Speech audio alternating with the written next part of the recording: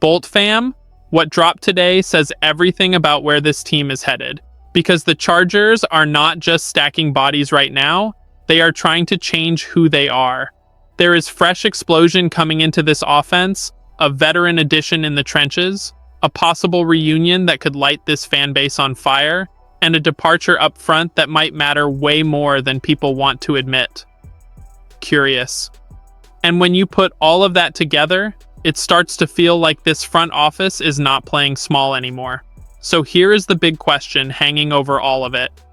Excited? Are the Chargers finally building a complete football team around Justin Herbert? Or are they still patching leaks and hoping the whole thing holds together when the pressure really hits? Let's start with the move that could completely change the speed of this offense, because the addition of Keaton Mitchell is not just another depth signing. Not even close. This is the kind of move that can shift how defenses line up, how they react, and how much stress they feel before the ball is even snapped. Mitchell brings something you flat out cannot coach. Game-breaking speed. Real, terrifying, blink and he's gone speed. The kind of speed that turns a routine touch into a backbreaker and makes defensive coordinators lose sleep. And that matters even more because of Mike McDaniel. This is exactly the kind of chess piece he loves. In Miami, his offenses thrived on speed, spacing, eye candy, and chaos. He wants defenders thinking, hesitating, freezing for half a second, because in the NFL, that half second is basically a touchdown. Keaton Mitchell gives him a weapon he did not really have yet in Los Angeles, a back who can stress the edges, torch angles, and punish defenses with pure burst. That is a huge deal. Now sure, Omarion Hampton still looks like the clear RB1, and nobody is trying to erase that. But this is where things get dangerous. If Hampton is the hammer, Mitchell can be the lightning bolt. Different styles, different pressures, same nightmare for opposing defenses. And when those two are sharing a backfield with Justin Herbert behind center, suddenly pass rushers cannot just pin their ears back and hunt the quarterback like they did way too often last season. They have to think. They have to account for motion, misdirection, outside runs, screens, quick throws, and that one explosive play waiting to rip the roof off the stadium. That is how you help Herbert without always talking about guards and tackles. Yes, the interior offensive line still has question marks. Yes, that concern is real. But adding a player like Mitchell changes the math anyway.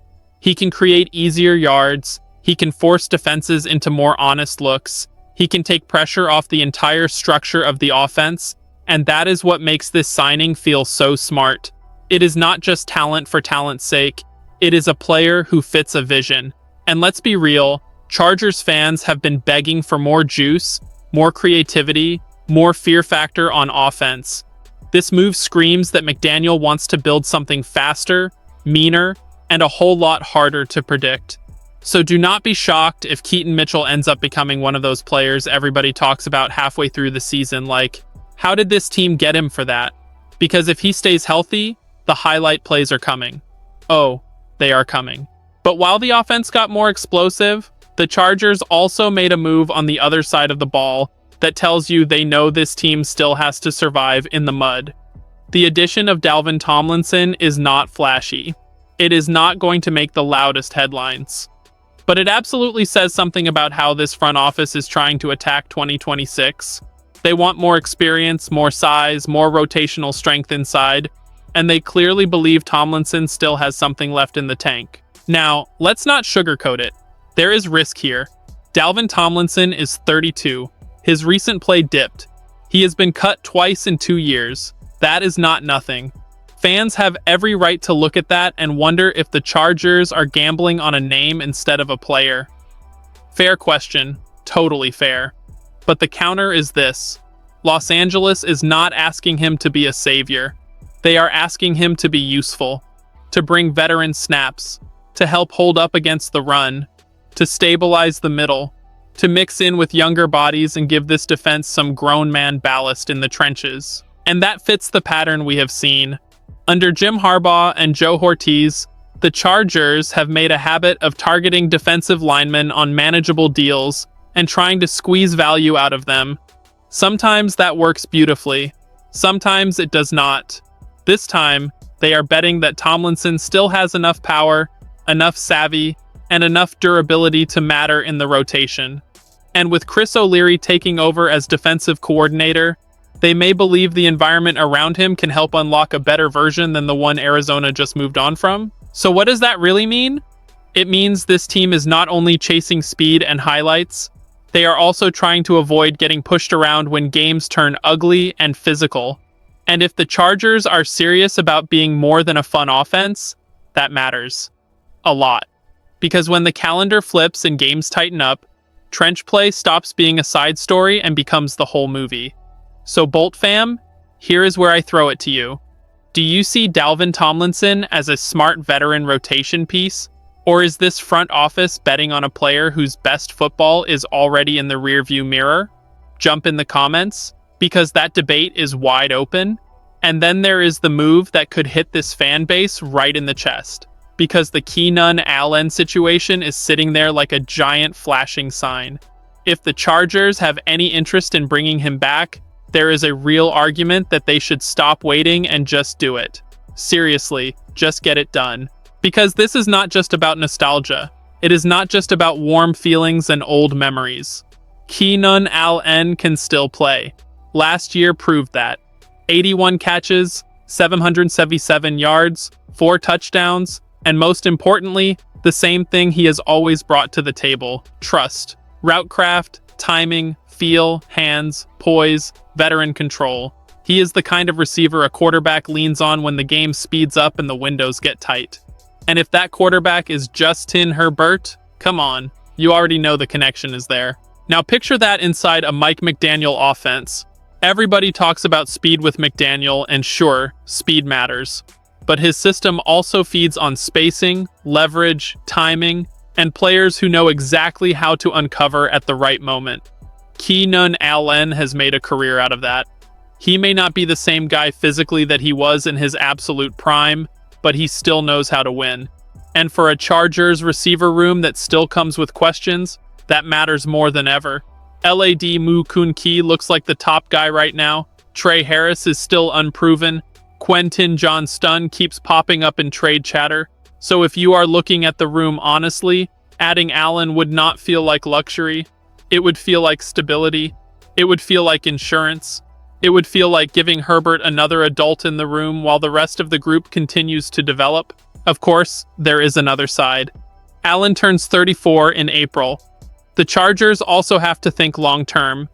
McDaniel likes heavier personnel at times, and not every offensive package is going to flood the field with wideouts. So yes, there are real questions about role, money, and snap distribution. But even with all of that, this still feels like one of those situations where the upside might be too clean to ignore. Because sometimes a reunion is cheesy and unnecessary, and sometimes it is just football making too much sense to deny. And finally, there is the departure that should have Chargers fans paying closer attention than they probably are, because Jamari Salyer leaving in free agency is not some minor footnote. Not to me. Not when you look at what he actually meant to this team. Salyer was never the headline guy. He was never the player people built billboards for. But he gave this team something every contender needs and almost nobody appreciates until it is gone. Reliability when things start breaking. When Rashawn Slater went down in 2022, Salyer stepped in. When injuries hit again later, when Joe Alt got hurt, when the line started wobbling, when chaos started creeping in, he was one of the pieces that helped keep the whole thing from collapsing. That matters. That absolutely matters. Because not every important player is important in bright lights. Sometimes the biggest value comes from the guy who keeps disaster from swallowing your season whole. And by the end of last season, he was showing growth at tackle too. The numbers were not elite, but they were solid. He handled difficult snaps, gave the team real emergency stability, and offered a level of trust coaches could live with. Losing that is not nothing. It is a crack in the floor. Now maybe Trey Pipkins or Trevor Penning can absorb that role. Maybe they can. The Chargers clearly believe one of them can handle swing tackle duties, and they also brought in Cole Strange as part of the offensive line overhaul. But there is still a difference between having names on a depth chart and having someone who has already proven he can walk into the fire and survive. That is why this departure feels important. It is another reminder that the Chargers are not done fixing the line, not even close. They may still need help in free agency. They may absolutely need help in the draft. Because in a long NFL season, injuries are not an if, they are a when. And when that moment comes, the difference between surviving and spiraling can come down to the exact kind of player Jamari Salyer was. So when you zoom out, the picture gets really interesting. The Chargers added speed and imagination with Keaton Mitchell. They added veteran muscle with Dalvin Tomlinson. They are staring at a very real Keenan Allen decision that could shape the entire vibe of the receiver room. And with Jamari Salyer walking out the door, they also got another reminder that the work up front is far from finished. In other words, this team has a plan. You can see it. You can feel it. But now comes the hard part. Now they have to prove that the plan is actually good enough to survive the season.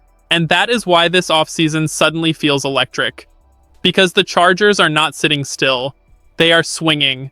They are tweaking the identity of this team in real time. And whether you love every move or question half of them, one thing is crystal clear.